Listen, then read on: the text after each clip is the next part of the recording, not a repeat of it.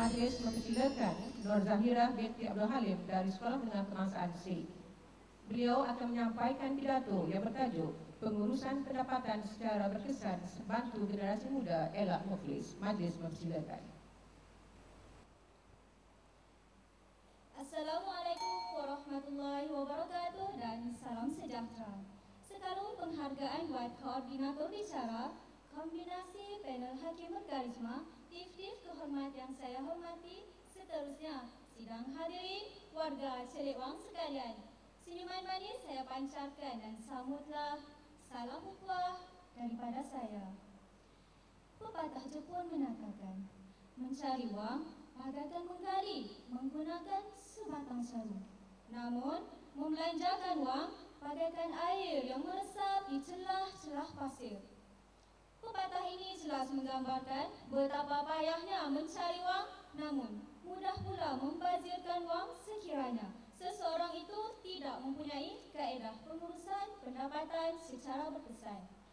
Oleh itu, kita harus merancang pengurusan pendapatan bagi mengelakkan hutang, seterusnya mencaratkan diri daripada diisytiharkan muflis pada usia muda.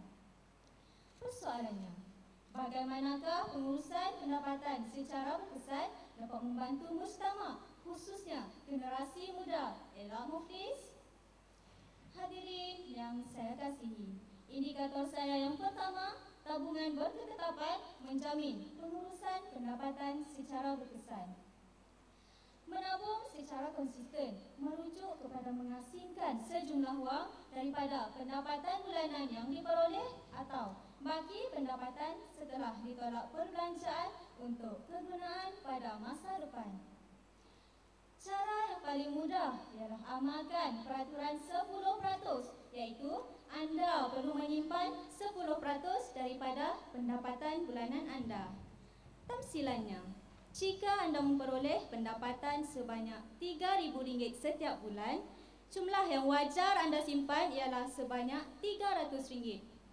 Sebaik-baiknya, anda wajar membuka akaun baharu yang khas untuk tujuan simpanan sahaja.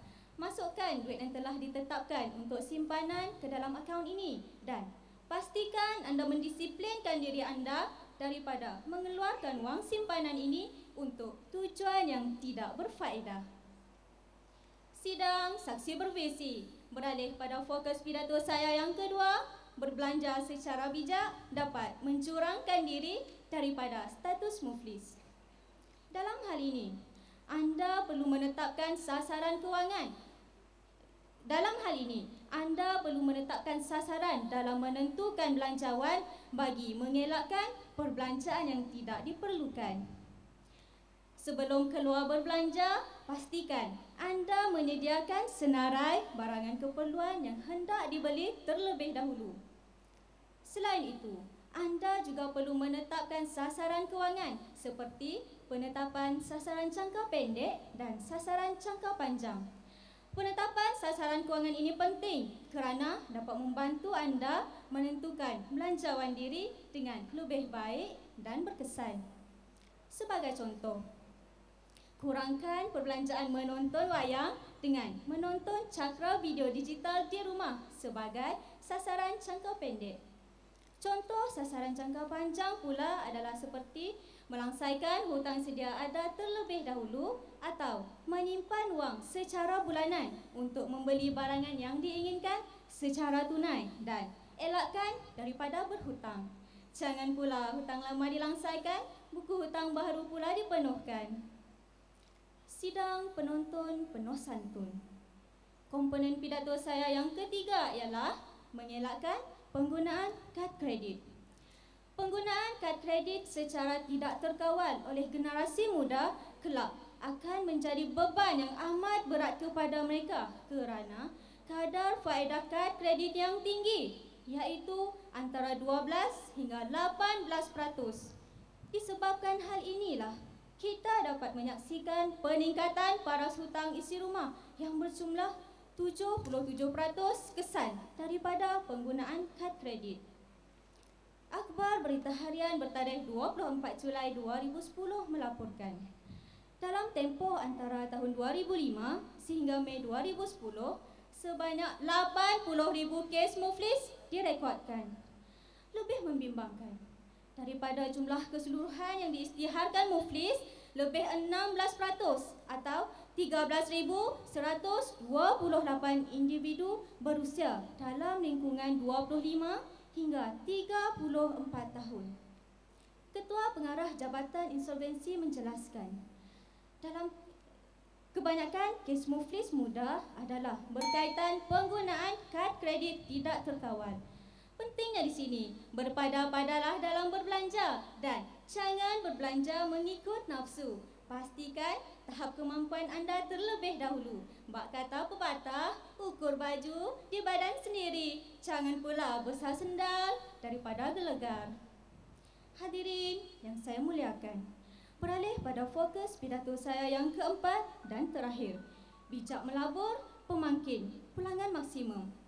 Pelaburan lazimnya bergantung kepada nilai wang yang mampu anda laburkan serta perlu mempunyai matlamat sama ada untuk membeli hak tanah, pembiayaan pendidikan atau melabur dalam unit amanah.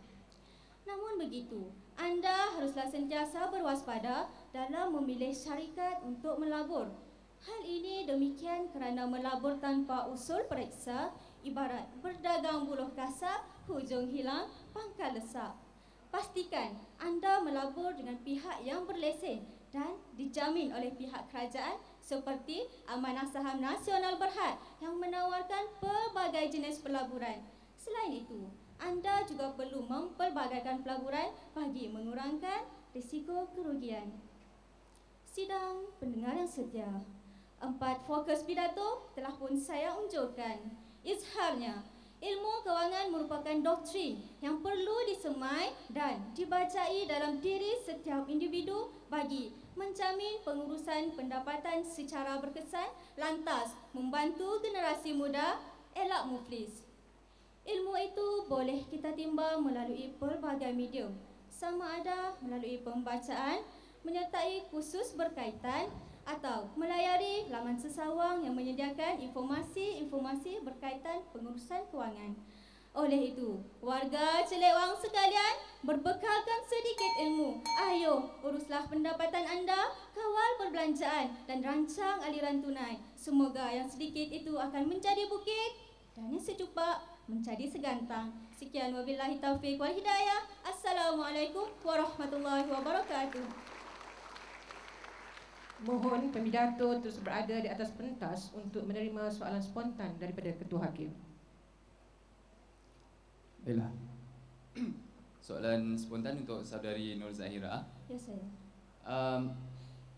Jika anda diberi pilihan antara dua dari segi pengurusan pendapatan, satu, pendapatan yang lebih tinggi, atau dua, perbelanjaan yang berkurangan, yang mana satu yang anda akan pilih dan sebabnya? Assalamualaikum warahmatullahi wabarakatuh dan salam sejahtera. Sekalung apresiasi saya tujukan khas buat Tuan Hakim yang bertanya.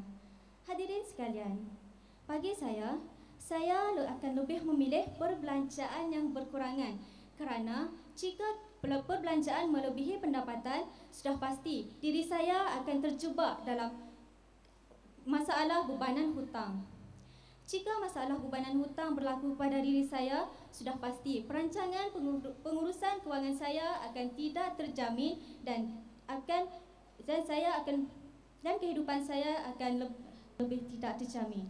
Oleh itu, saya akan memastikan saya membuat tabungan secara konsisten bagi menjamin kelangsungan kewangan saya di samping mengurangkan perbelanjaan supaya tidak melebihi pendapatan. Oleh itu, sidang hadirin, saya tinggalkan anda dengan ilmu. Nasihat saya, usah menepuk dada menanya selera, tetapi tepuklah dahi, bukalah minda dan fikir-fikirkan. Sekian wabillahi taufiq wal hidayah. Assalamualaikum warahmatullahi wabarakatuh. Sikandi Nusa, mohon berundur. Demikian tadi persembahan pidato oleh pemidato kedua Nur Zahira binti Abdul Halim dari Sekolah Menengah Kebangsaan C. Majlis mengucapkan terima kasih.